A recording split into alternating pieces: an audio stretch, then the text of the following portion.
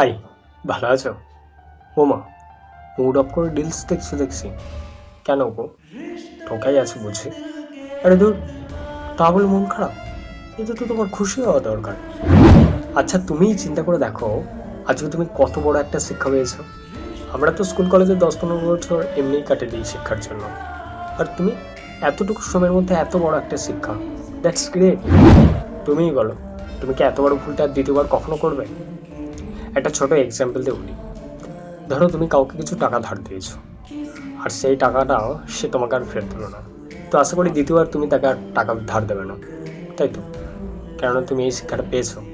So congratulation, আজ তুমি ঠকোনি, একটা বড় শিক্ষা পেয়েছো। তাই মুড অফ নয়, বরং একটা দীর্ঘশ্বাসের সঙ্গে সমস্তটা পিছনে ফেলো, আর মুখে হাসি নিয়ে বুকে হাত রেখে বলো, আমি হারিনি, আমি জিতে গেছি। ঠিক আছে?